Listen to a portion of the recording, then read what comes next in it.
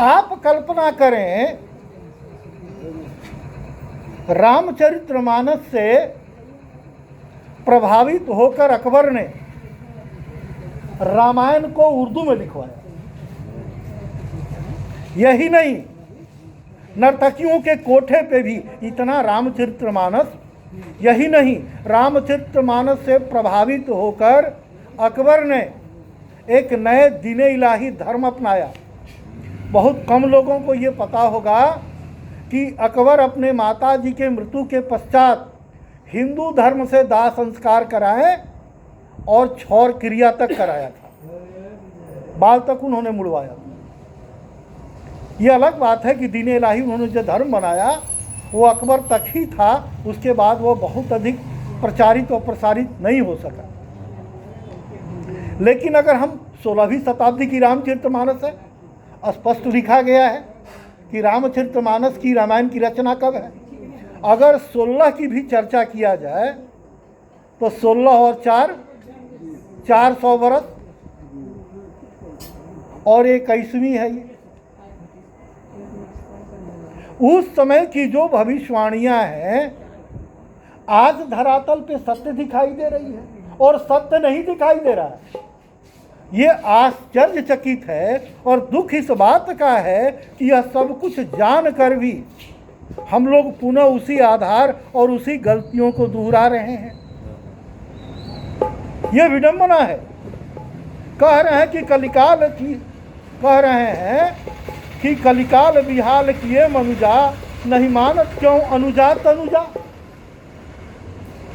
नहीं तोष विचार न शीतलता, सब जाति कुजाति भये ममता। कह रहे हैं कि कलिकाल में मनुष्य बेहाल, अस्त व्यस्त, नैतिक आचार विहीन, कोई किसी की बहन बेटी को नहीं समझेगा। और आए हम लोग देख रहे हैं हमारी लक्ष्मी जैसी माताएं जो जननी है, उनके साथ बलात्कार होना, उनकी हत्या हो जाना, नृशंस, निंदा के लिए भी कोई शब्द नहीं है। कह रहे हैं कि लोगों में न संतोष है और न विवेक है। संतोष नहीं है और न विवेक है कि मैं कब क्या कर रहा हूं, किसके साथ कर रहा हूं। क्या भाई के साथ ऐसा करना चाहिए? क्या माँ के साथ ऐसा करना चाहिए? क्या पिता के साथ यह करना चाहिए जो मैं कर रहा हूं? क्या मोहल्ले वालों के साथ ऐसा करना चाहिए? समाज के साथ ऐसा करना चाहिए? हमारा विवेक नष्ट हो गया है, और न हमें शांति है, शीतलता नहीं है। सब जात कुजाति भये ममता।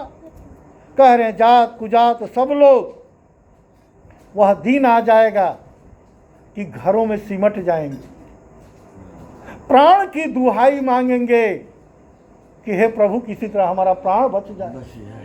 आज हम घर से निकलना बंद कर दिए। यह प्राकृतिक विपदा जो है हमारी आचार विहीन और नैतिकता के नष्ट हो जाने के कारण ही, अन्यथा यह नहीं होता। कह रहे हैं कि ईर्षा परुछाखर लोलुपता, भरीपूरी रही ममता विगता।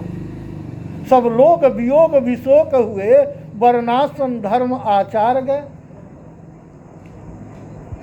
वर्ण धर्म नहीं आश्रमचारी, श्रुति विरोध सब नर नारी। हमारा वर्णाश्रम अगर टूट जाए, हमारे जीवन का वर्णाश्रम के नियम अगर समाप्त हो जाए। आप किसी देश में अगर रहते हो तो वहाँ के संविधान को तो हम मानते हैं ना। अगर वहाँ के संविधान के अगर विरुद्ध जाएंगे तो वहाँ की सरकार हमें दंड देगी। तो ईश्वरीय संविधान के अगर विरोध में जाएंगे तो हमें दंड मिलेगा कि नहीं मिलेगा?